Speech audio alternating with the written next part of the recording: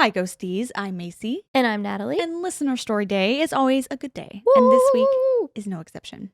I have 10 stories for you guys today over a range of topics.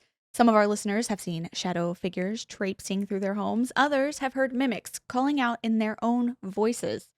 One saw a strange girl in the middle of the night in a park that they're still not sure was real or not.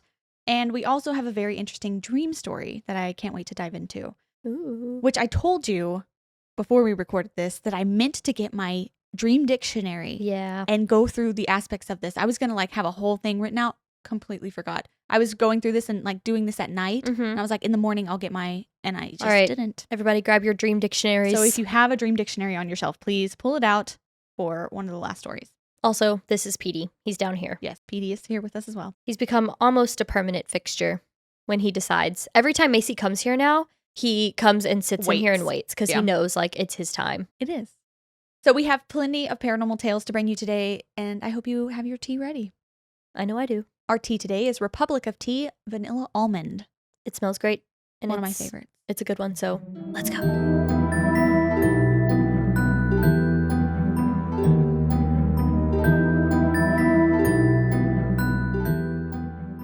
We're back. That tea is delicious, and We've switched dogs.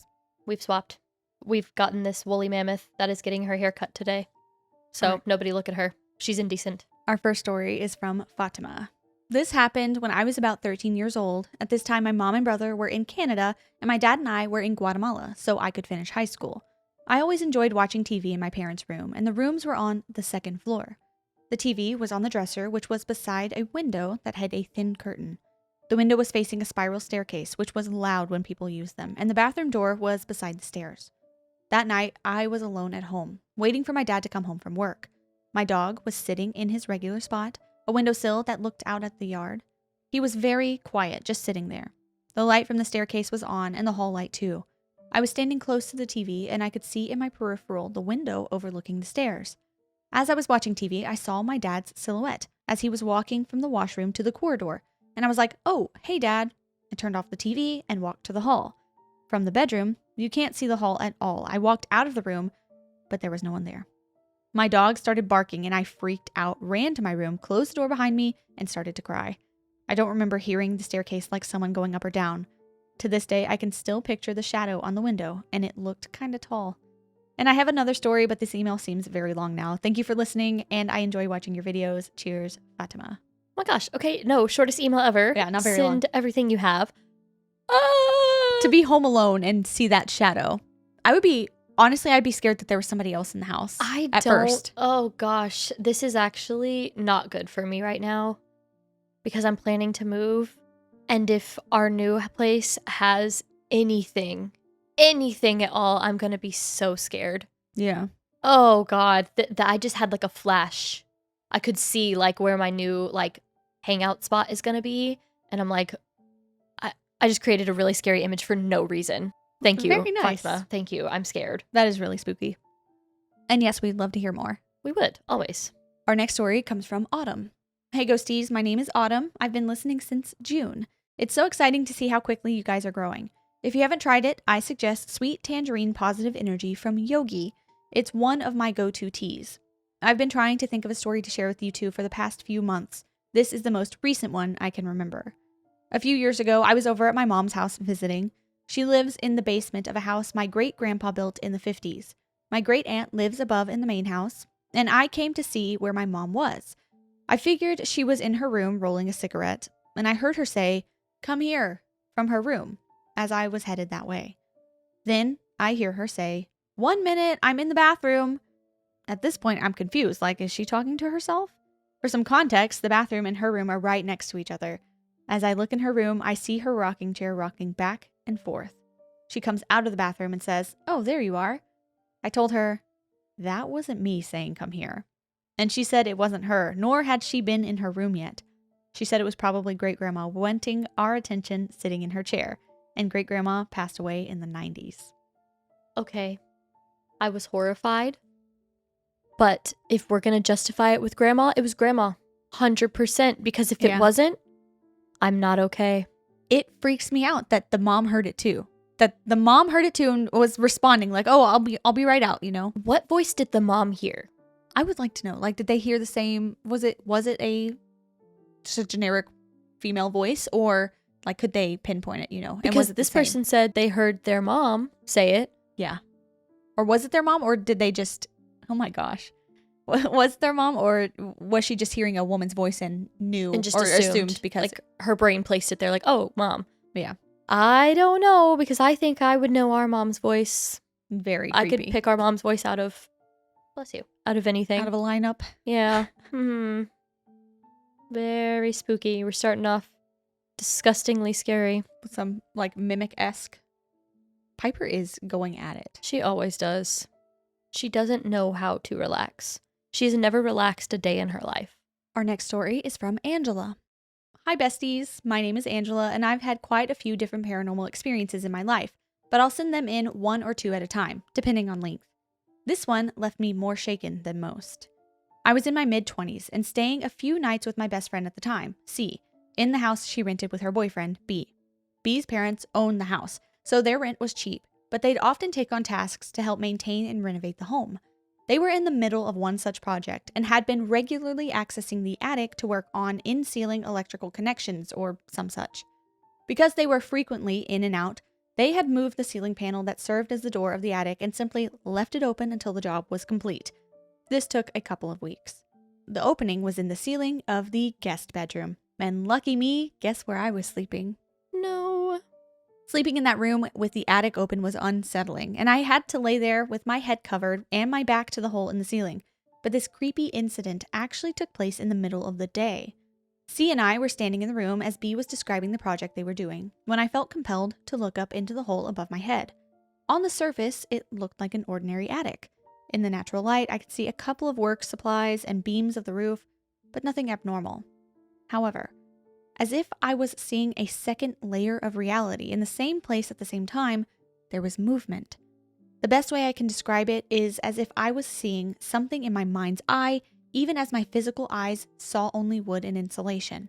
In this second layer of vision, a black amorphous blob was lingering at the edge of the opening, and I had the sensation of being watched, even though there was nothing discernibly alive about it at first. Nevertheless, it felt awake. Conscious. I couldn't wrap my mind around this visible but invisible form, so I kept staring at it, trying in vain to form some level of comprehension. Suddenly, it moved, flowing around from the right side of the opening to the left before developing into the shape of a head and shoulders peering down from the edge. The face had no features. It was still just opaque, inky blackness, but I could tell it was looking at us. Even sensing when the head seemed to turn towards me, and it realized I could perceive it as well. Getting chills and feeling quite uncomfortable now, I forced myself to look away and tune back into the words coming out of B's mouth. I convinced myself that tropes about creepy attics were running away with my imagination, pushed it from my mind, until... Oh no. The next day, C and I were in her car when she suddenly got kind of quiet and serious. She said, "There's something I've been wanting to ask you, but I wanted to wait until we weren't in the house to bring this up. How do you feel about that attic being open in your room?" "It's a little creepy, and I don't like facing it when I'm trying to sleep, but it's fine, I guess," I replied.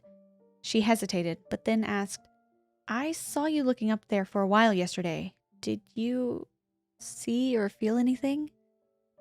Being asked this directly, I told her what I had seen, but not seen, what I had imagined in my mind's eye.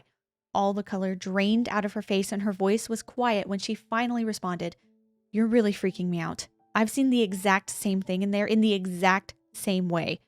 It was black and kind of fluid, moved sort of like an amoeba or something until it peeked out and looked down at me. I even saw it the way you described it, like it was in my mind's eye and not normal, physical vision." Feeling sick to my stomach at this point, I told her I thought it had to be my imagination. Too many scary movies and movies in my life that focused on attics and got into my psyche.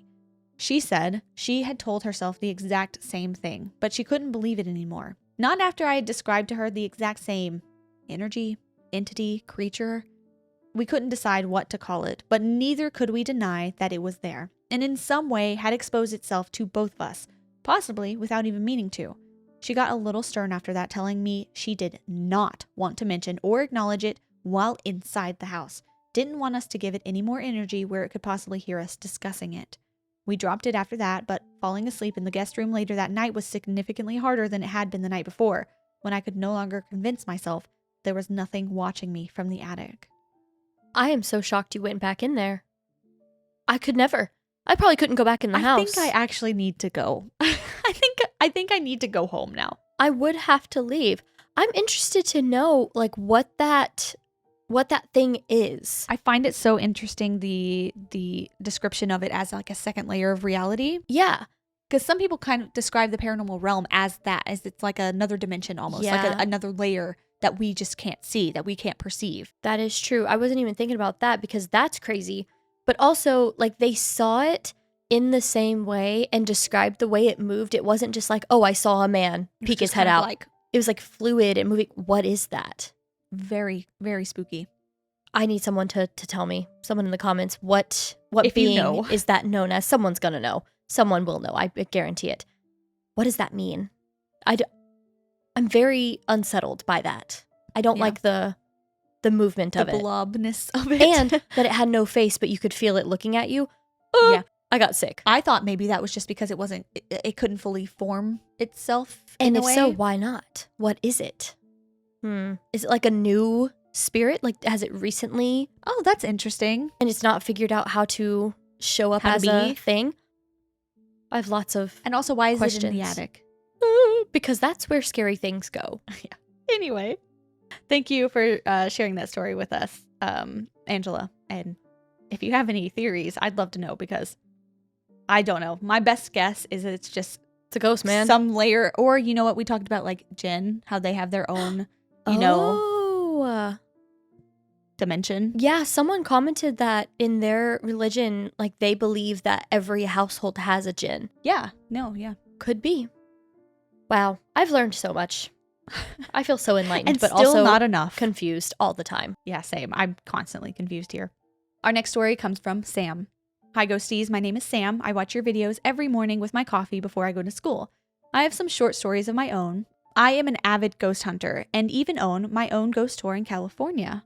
When I was little, I remember drawing random scribbles in this notebook. I even still have. And one of these random scribbles was a specific symbol made up of a circle and some triangles.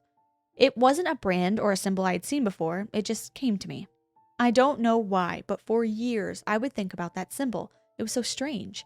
Then one day, a couple of years later, I took a trip to the Winchester Mystery House, which is supposedly very haunted. I was outside of the house when something caught my eye. On the fence was the exact same specific symbol I had drawn many years ago. I took a picture of it out of pure disbelief. When we were taking a tour of that house, I got serious deja vu in the section between this hall and a bathroom. I took pictures again. On my way home, I reviewed the photos and noticed that I felt deja vu before because I once had a dream about being chased through that exact same area. I had never heard of the Winchester house before, and I rarely tell people about this since I'm freaked out about it myself, and I don't have an explanation. The first time this happened, I had a dream about my fish. I had owned this fish for years and named it Coconut. Nothing had ever been wrong with this fish ever, and I even fed it the night before my dream, noting that it was completely fine. That night, I had a dream about my fish dying. Nothing more, just that. When I woke up, I ran to make sure Coconut was okay, and she was belly up in her tank, completely dead. Oh no. Very sad. I'm so sorry for Coconut. That is really sad. The story escalates very fast, as the next instance was about 2 years later and involves my great-grandmother. I had only met her about twice and knew nothing about her, nor her home. I had a dream about her laying down on the couch. The next morning, I woke up and my dad was on the phone crying. My great-grandmother had passed away that night. I saw a photo of where she was when she passed. She was on the same couch in the same position I had dreamt of. Even the blankets on the couch were the exact same. I had never been there before. Many times after that, my dreams would predict the future. Just random things, but nothing related to death ever again. Still, whenever I dream of someone, I instantly have to check up on them the moment I wake up. I do that all the time. I did that yesterday. Yeah? Because I had a horrible dream about one of my friends. Horrible. And I texted him and I was like, hey, are you okay? And he was like, what? And I was like, never mind. You're alive. It's fine. Nothing. You're good. And he was just like, okay. I was like, I realize now, randomly texting you and being like, I had a bad dream about you is kind of weird. So Sorry. Go on about your day. But no, yeah, I'm the exact same way. I get very paranoid. I hope that the dream of being chased through the Winchester house wasn't a prediction. What is the Winchester house? Okay, so Did someone die there? I don't remember. Or were they killed there? I don't remember. I don't remember anything about crime happening there, but it's a very strange house that like supposedly has stairways that lead to like nowhere. It's just like blank wall, and like she built on for years and years and years, like until she died, she was building this house. Whoa. So it's very weird. It's supposed to be very haunted. We're going to do an episode on it. I don't have enough information right now. I've heard about it several times, but can't give you a lot of information. That is so strange. And I would feel connected to that house, and I would feel like I would have to go back until I figured it out. Yeah. I would feel crazy. What if you go back and you get chased through the section of the house that they dreamed about? Well, I would not go back alone. I would go back during the day, and I would have several people with me. I find it so strange that they drew the same symbol that was on the outside of that house. I know, I'm saying, like, they're connected. They're very connected weird. somehow.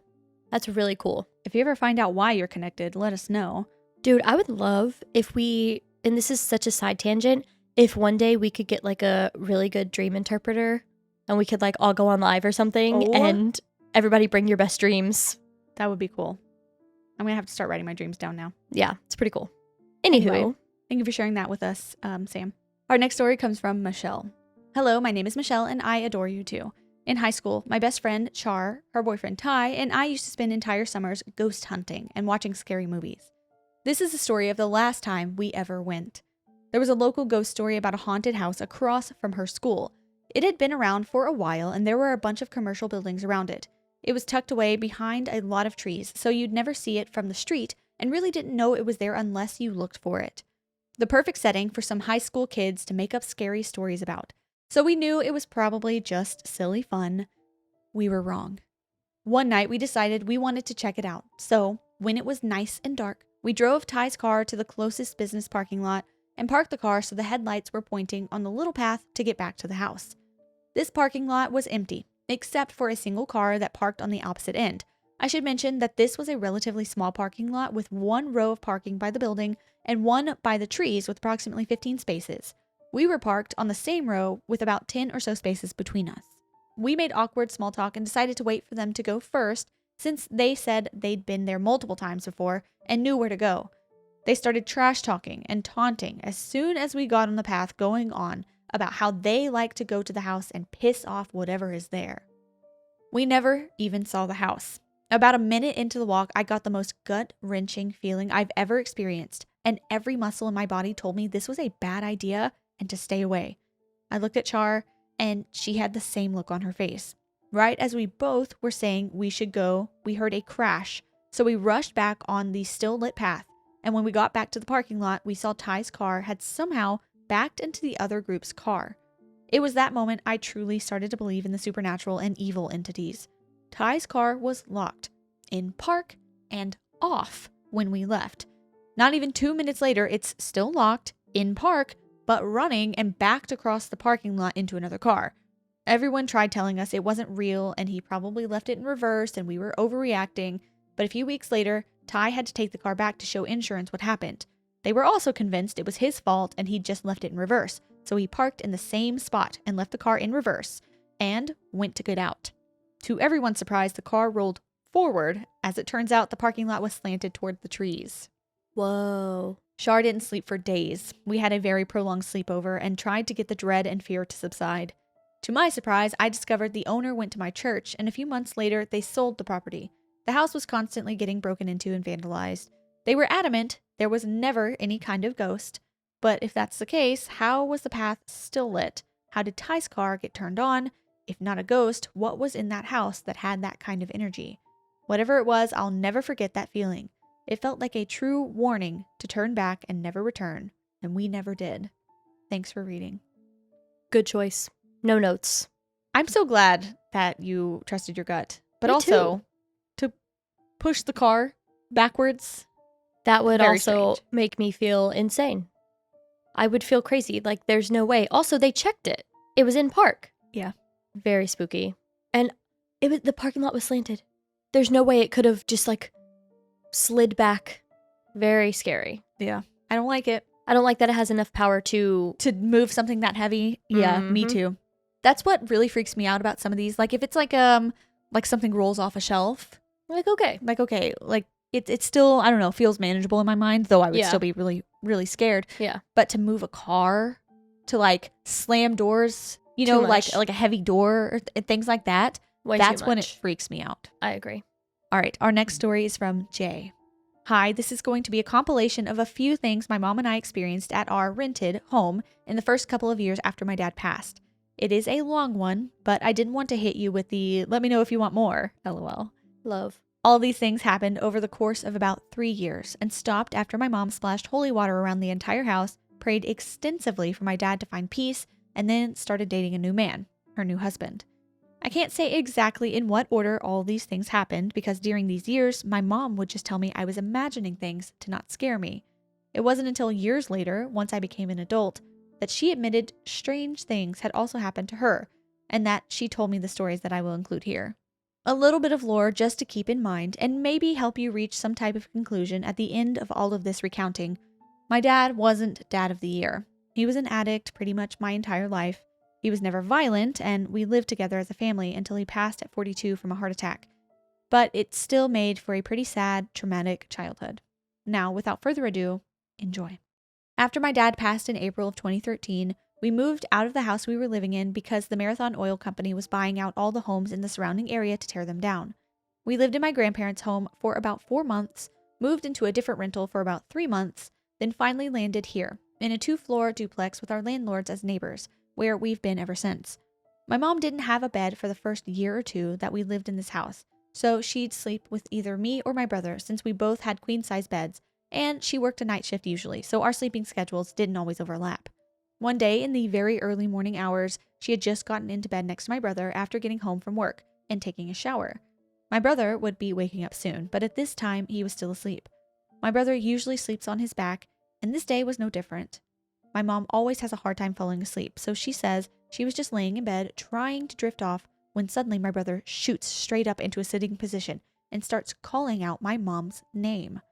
We obviously don't call our mom by her name. I call her mom, and my brother calls her ma, like in Spanish, short for mama. So for him to be calling out my mom's full first name in his sleep was very eerie. Even weirder, though, was the fact that my mom swears that the voice coming out of my brother's mouth wasn't his own.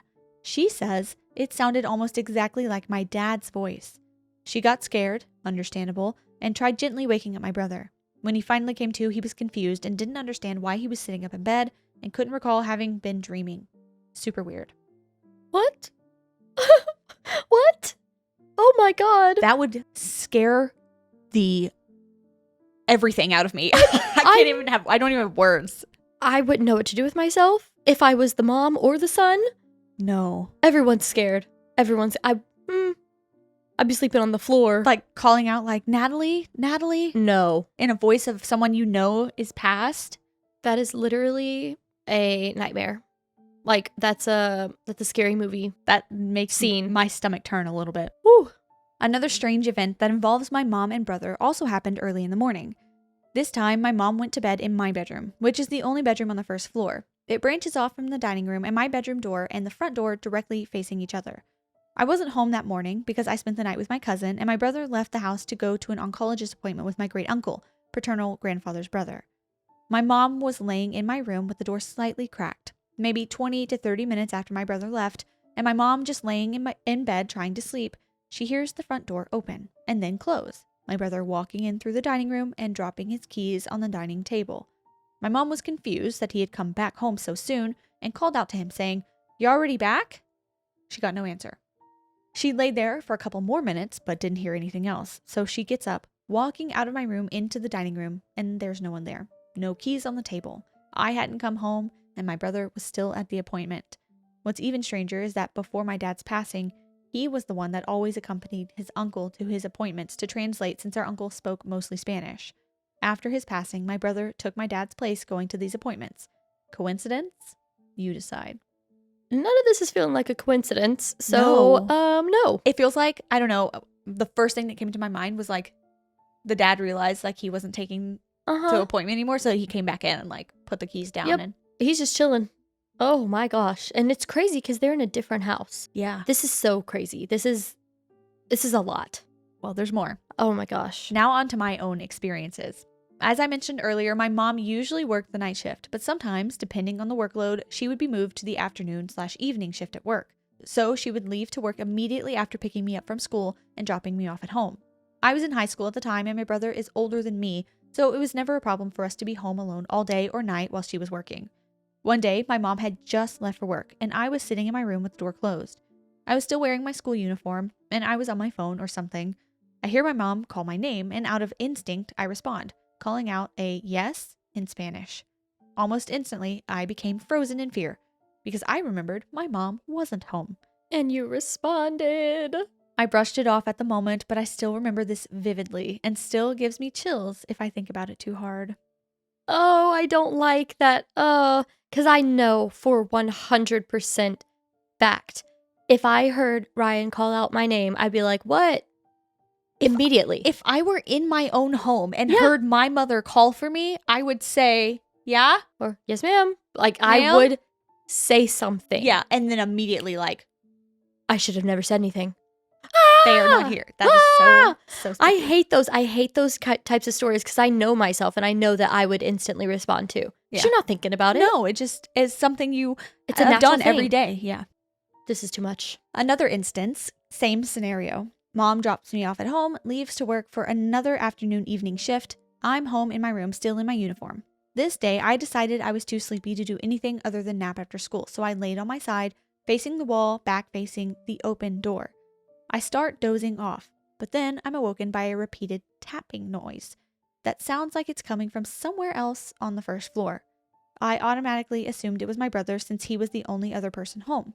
I called out to him something along the lines of, "Can you please stop?" The noises stop, and I hear my bedroom door close and lock. I almost start dozing off again, my sleepy brain just assuming, oh, my brother closed my door so his noises don't bother me. Then I immediately shut up and turned to face my closed and locked door because my door only locks from the inside. I knew it.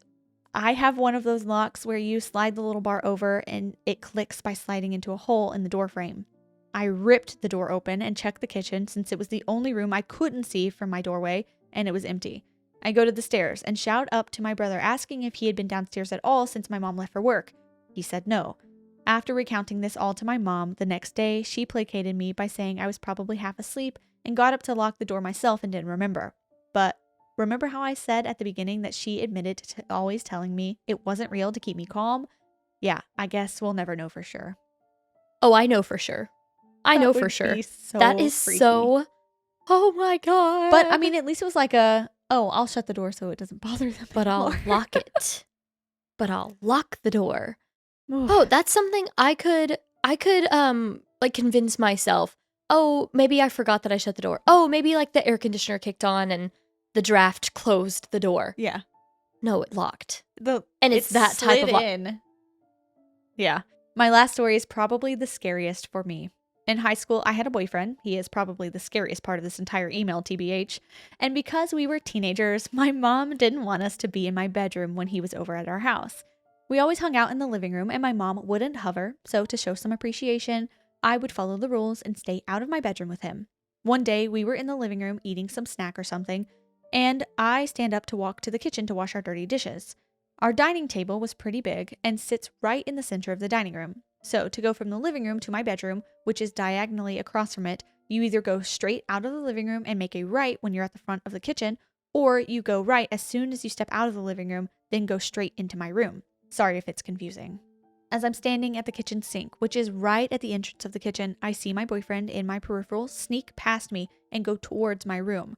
I got annoyed and immediately shut off the water and go after him into my room, speaking as I go, "You know you can't be in here." My voice gets caught in my throat and I freeze. My bedroom is empty. I turn around and look into the living room and my boyfriend is sitting on the couch, right where I left him, scrolling on his phone. I walk up to him and ask if he had gotten up at all, and he's confused because if he had, I would have seen him, which I did, or at least I thought I did. I was so sure that I even followed him and started reprimanding him on my way there. So, who did I follow into my bedroom that day? The only other notable thing, which isn't necessarily an individual experience that happened while either of us was awake, but is still pretty interesting, involves any dream I had of my dad after his passing. Every couple of months, while all of this was happening, my dad would randomly appear in my dreams. It's worth mentioning that I've never been a lucid dreamer. I always see my dreams from first-person POV, but I'm never in control. It's just like I'm watching a movie that I'm in but can't control things that happen, except for when my dad would show up. Anytime I'd see him, I would always say pretty much the same thing. Something along the lines of, "You're not supposed to be here, you're dead."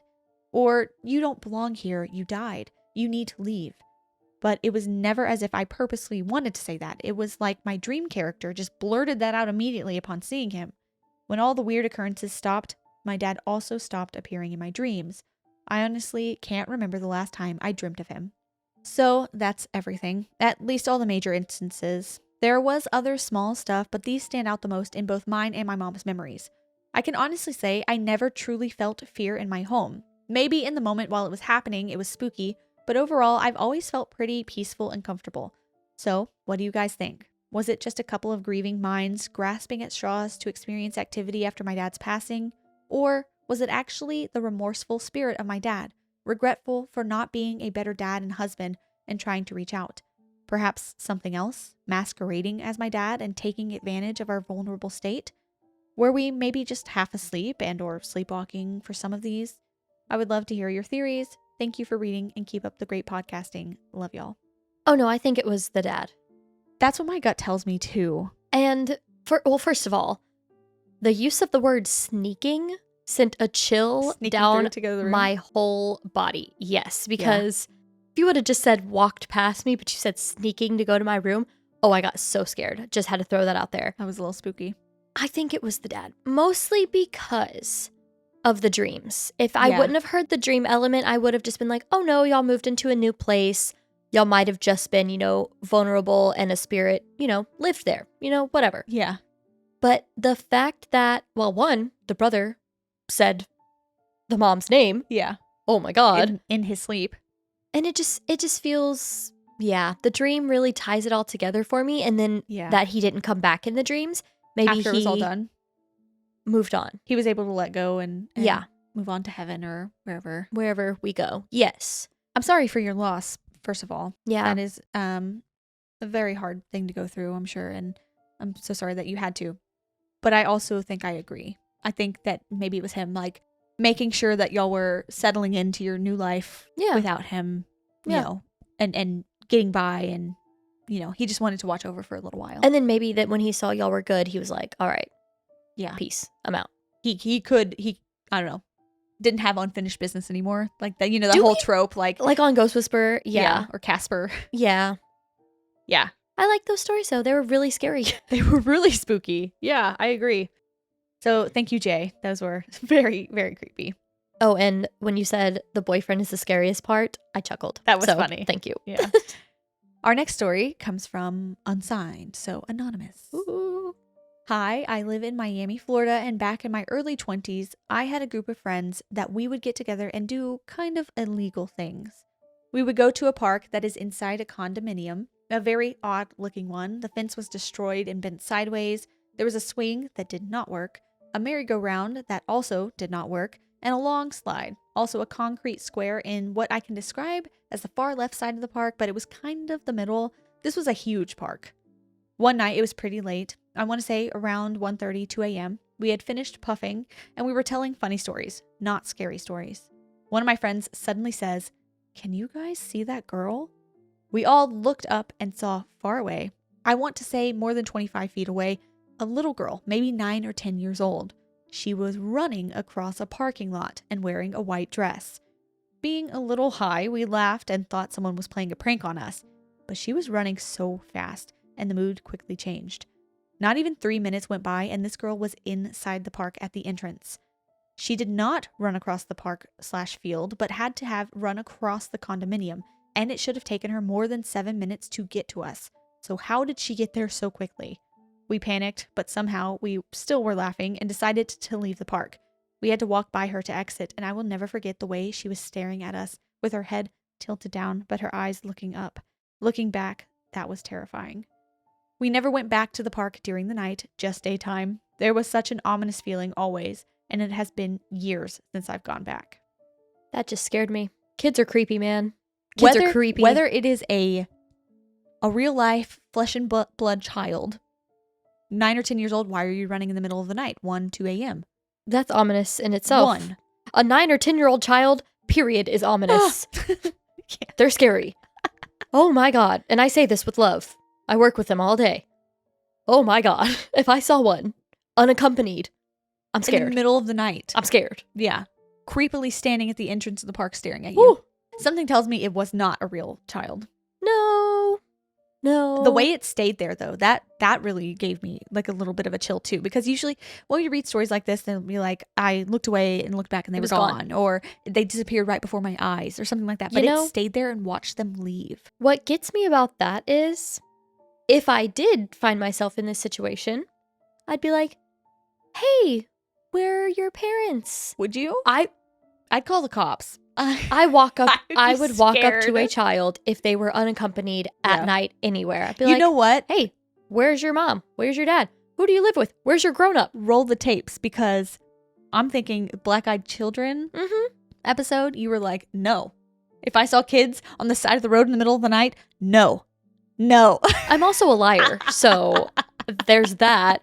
I would you know what? I probably would too. I see kids. I would approach them, but I would be very scared. In the neighborhood, walking home from school, and I'm tempted to go, do you just want me to drive you? And then I'm like, wow, I would be the creepy person that people say, don't get in strangers' cars. I'm not going to lie. I've done that before. But not asked them, but like thought about it and was like, no, that's very creepy. Bad. And like, it's hot and they're carrying a backpack. I'm like, where's your house? Let me just take you. Yeah, so I do help the youth. So I would be in a very bad situation in that instance. No, I probably would too. But I would be very scared. I don't know. It depends. Like, if you get that feeling where it's like, that's not a kid, you know? I've never had that, luckily, so I don't know. I've never either, but I can imagine, and that's very, so I would very just run. Creepy. Yeah. All right, our next one comes from FizzFree. Nice. Throughout all of my life, I've had experiences regarding otherworldly encounters, seeing, hearing, and sensing things all around me.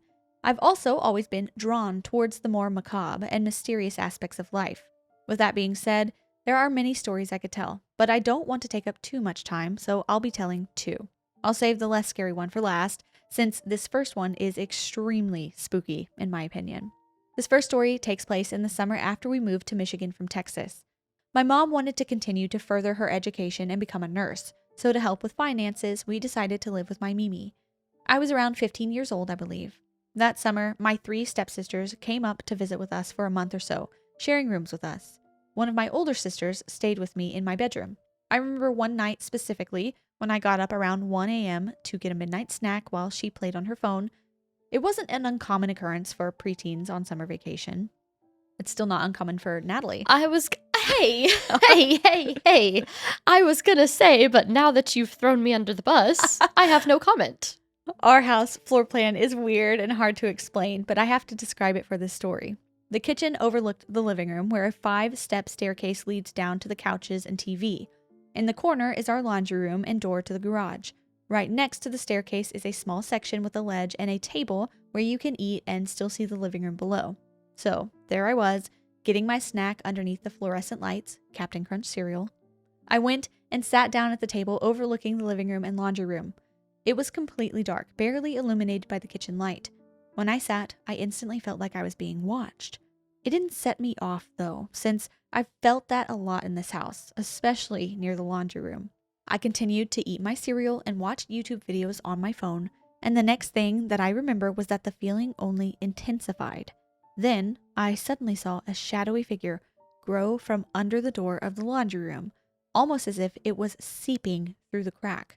It appeared larger than the door and almost had black sparks randomly coming from it. Hard to describe. At that point, I froze, mid-bite of cereal, not daring to look at it. The whole house went eerily silent and filled with an ominous feeling. All I heard was a faint ringing and my heart beating. I then somehow worked up the courage to put my bowl in the sink and go back to my room, too scared to talk about it anymore. Flash forward a few days, and I'm in bed around 1:40. My sister gets up to get a snack, the same as I did. I paid no mind and continued to do whatever I was occupied with. Maybe 10 or so minutes later, I heard her almost scream and run into my room, slam the door, and start breathing shakily. I instantly asked her what was wrong, thinking someone had gotten into the house and something awful was about to happen. Once she regains her composure, she tells me what happened.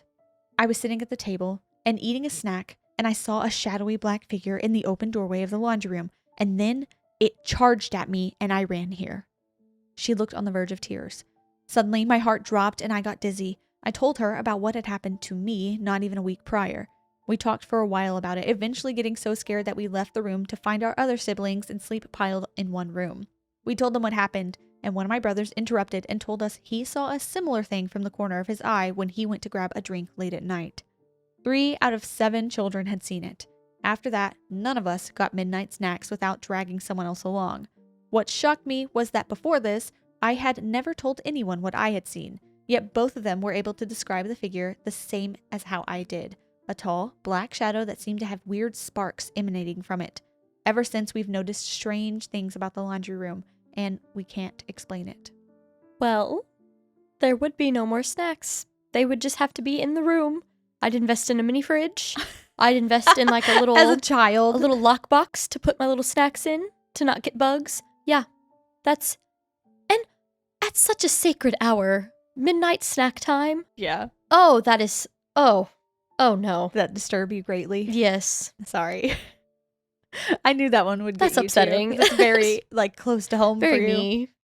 My next story takes place a few weeks later. My Mimi had been diagnosed with pancreatic cancer and passed rather quickly in hospice. I'm so sorry.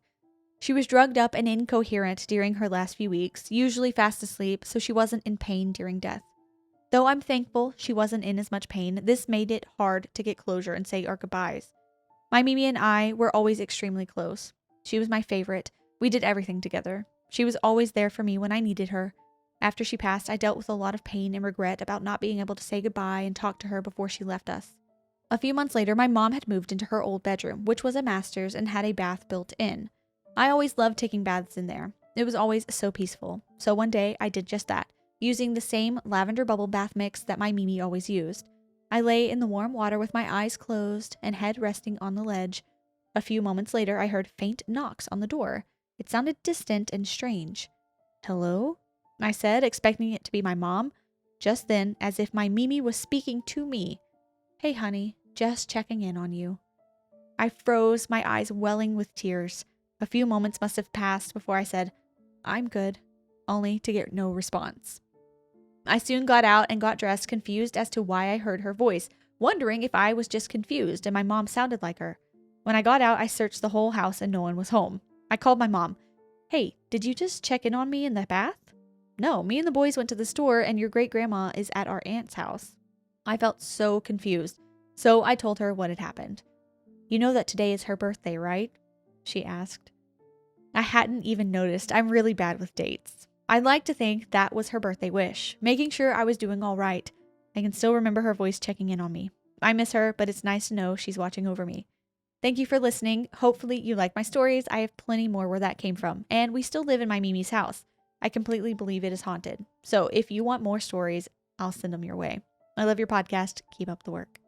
We should have ended on that one. Yeah, probably. I'm sorry. That's a sweet one. Yeah. Oh gosh, the birthday really took me out. We have You put the knife in, and then as soon as you said her birthday, it twisted us. Oh god, yeah, that's really a sweet. sweet and beautiful story. I love that so much. I like the idea that she's in there checking on you too, yeah, knowing that you were going through such a tough time.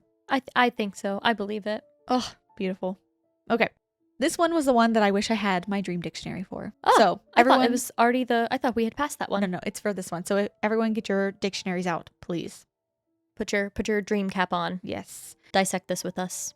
Hey guys. Oh, this is from Janelle. Okay. Hey guys, I love the pod and love hearing the viewer stories, so I thought I would share one of my own. You are welcome to share this. I would love to hear what others think. This is a dream story, and it happened when I was a young kid, probably around 10. I'm not exactly sure. But I do not dream much at all, and when I do, they are always very vivid, and I can remember them pretty well when I'm awake. There are times where I still have the feelings and still think I am in the dream when I wake up, and it takes a while to recenter myself. This one, it was a sunny, bright day, a few clouds in the sky, and I was on a giant stone wall. The wall surrounded the piece of land on all 4 sides, and there was no way out. Think the Maze Runner. Below me was a field of wheat that stretched for a bit, and on the other side, a huge forest that was spread out. The trees were close together, and even though I never stepped foot there in the dream, I knew it was dark and damp in those woods. Suddenly, I hear growling from beside me. Coming closer and closer, slowly like I was prey, were black panthers walking on top of the wall. They noticed when I noticed them and sped up. I jumped off the wall and into the wheat field and began sprinting. I know the panthers were behind me, still coming after me. I run straight for the woods, and as I reach the edge, I see a wooden cabin. It looks like it hasn't been touched for ages. The wood seemed thin and rotting, but I only considered it a second before I was inside. Inside, it was bare except for a lone rocking chair. It was facing away from me, and nothing was in it. It was just rocking slightly. That's all I remember from that specific dream, but I'm not finished. Another night, a couple of months later, I have the same exact dream. Every detail is the same: the panthers, the weather, the field, and the trees. I run to the cabin as I did before, but this time, when I'm inside, the rocking chair isn't empty. There is someone in it. I can't see his face, but I can see his denim overalls and his straw cowboy hat. And I just know it was my grandfather sitting there in that rocking chair, staring out the old dusty window of that rotting cabin. The dream ends there, but I remember waking up feeling such heartbreak and wanting to go to my grandfather, but I couldn't because he died a month before the second dream. I'm not sure if it was a premonition thing, but after that second dream, I knew that rocking chair was meant for him, and it was never meant for anyone else. Sometimes when I think of this dream, I think I see a second rocking chair beside him, but I can't say for sure. Remembering this dream always brings goosebumps and tears to my eyes, though I am unsure why. As dramatic as it seems, as I wrote this, I felt tears coming down my face and had to pause a couple of times to recenter myself. As much as my grandfather's death saddens me, I have made peace with it, and time has healed those wounds, and thinking of him brings a smile to my face, but this dream never does. Thank you for reading my little dream story, and I have tons of more spooky stories, dreams, and otherwise I could share with if you're interested. Thank you, Janelle. Okay, everything about that dream felt like some kind of symbol. That's literally. Yes, that is exactly why I wanted to get my dream dictionary, because like, what is the wall? What is the panthers? What's the forest? The dampness in the forest, like everything. Yes, it all felt like one of those, like meditation type things when people are like, imagine you're somewhere, and then it's like all the pictures you come up with tell you something about yourself or something like that. Yes. Whoa. It felt that way to me too. That's really cool. And now I need everybody get on it. Comment now. Tell me. When I get home, I'm going to pull out my dream dictionary because I have to. But the fact that after that second dream, like they just knew that the rocking chair was meant for him. Yeah. And then, so the way it ended, how they think they remember a second one, but they're not sure. Mm-hmm. So it's kind of like, I don't know, in my mind's eye, it's like a faded rocking chair, like maybe coming into view. I don't know. Maybe. It's meant for someone who's going to. Oh, yeah. Yikes. I don't know. And that creeps me out. That's really cool. I like dreams like that, but they make me spiral. Yeah, that's why we need the dictionary. I'm like kicking myself right now. I really wish I would have gotten it. I wrote it down in my planner. I just didn't do it. Just completely forgot. We'll discuss in the comments. Yes, I know you guys are going to be into this one. Maybe I'll pull mine out in the comments with y'all. Okay, our last story is from Gwyn. Hi, Ghosties. My name is Gwyn, and I absolutely love your podcast. Ghost stories and drinking tea. Sign me up. Also, just saw your merch and am so excited. This was like last year. Oh, so this is our first launch with just our logo. Our logo. Yeah. My first ever memory is when I was 2 years old and pulling up to our new house for the first time after moving in. Looking out from our van, I thought, this place is haunted. Oh no. Looking back, an odd thing for a 2-year-old to be thinking, but I just remember the weird feeling of something being off. We moved there in the year 2000, and the house was built in the late 70s in Virginia. There had only been one previous owner. My mom tells me 2 stories that stick out as I was too young to vividly remember. I used to fall asleep on the couch a lot as a kid, and my parents would carry me up to my room. One night before going up to my room, I looked at the top of the stairs, and I said, "Who's the lady who stands in the moonlight?" My mom, at the time, although weirded out, thought maybe I could have been referring to my Nana, who lived 5 minutes away and saw all the time. But I was clearly pointing up the stairs and seeing something that she wasn't. She asked me if it was Nana, and I assured her it wasn't. I must have been awake enough for my mom to be convinced I was not half asleep or in the middle of a dream. Keeping that story in mind, every day my mom would get up and make her bed, then go about her day. Midday, she'd go back upstairs and lay on her bed. Shortly after laying down, she would get the eeriest feeling and sometimes would feel something tugging on her covers. It eventually got so bad, she stopped going up there during the day. The old owner had befriended my mom and gave her this little short storybook she had written about her family. She talked about her mom in one of the chapters. One story she told was how her mom hated whenever her kids would mess up a bed after it had already been made. Must have been her pet peeve. Freaked out, my mom said she shut the book and didn't read any more. The old owner's mom had died of old age in the house. Her bedroom was my room, which was right at the top of the stairs. At the time, it freaked my mom out a little bit, but honestly, it's very comforting to know who the spirit was. The old owner was also thrilled to know her mom was still there. As years pass, the presence of the old lady has faded, but we have some other things that have started to happen within the past few years that are odd, to say the least. That's honestly kind of cool. Yeah. And I do love the idea of someone that like sold you their house being like, hey, here's the story of the people that lived here. Obsessed. Beautiful, yeah. That's so cute to me. Oh, that's so cute. I do love that. If I ever sell my house, I'm going to do that. Would you? Yeah, Oh, that'd be cute. Oh. On Halloween a few years back, I was getting ready in the bathroom with the door shut. My mom and close family friend were watching TV in the other room that was around the corner. I'm doing my makeup when right outside my door I hear, "Mom?" It almost sounded like how I would sound if I were panicked or worried. I decided to brush it off and assume it was just the TV from the other room, even though it did not come from that direction. I keep doing my makeup, and about 15 seconds later, after my mom finished up her conversation with our friend, she shouts from the other room, "Yeah, Gwyn?" At that point, I freak out because I realize she's responding to what I heard outside my door. I immediately tell her to come over to the bathroom and make sure she is right outside the door before I open it. She thought I over-tweezed my eyebrows or messed up my makeup and needed help. When she opens the door, I go, "I never said mom." We stared at each other and went to the den where they were watching TV. Rewound the TV episode to make sure it didn't say mom, even though they were in that room with the TV and clearly heard it come from the bathroom. Right across from our bathroom is the basement stairs, and none of us are willing to go down there and look around. Similarly to that story, probably that same year, the same family friend was over, and we were just talking in the kitchen, and one of us said something, and we were all agreeing with whatever it was, either saying mm-hmm or yeah, and then from the den area, we heard something clearly and loudly go, uh-huh, like it was listening and agreeing with us. Once again, we found ourselves covering all our bases and going back to the TV to make sure it wasn't something on TV. And just like the last time, no explanation for what could have said that. My parents still have that house, but spend the majority of their time an hour away at an old farmhouse from the late 1700s they recently purchased. Old graveyard on the property and close to the Appalachian Trail. Okay, they want to be haunted. Stop right there. Yeah. Oddly enough, I haven't felt anything strange there, but should I, you'll be the first to know. Thanks for listening, Gwyn. I assure you that you will. So please, our email is always open. Ghosteaspod@gmail.com. Send it in. Wow. Today was a really good episode. I don't know. I'm having a lot of fun. I am also having fun. Did you have fun today? Did y'all have fun today? I have fun every day. I liked this one.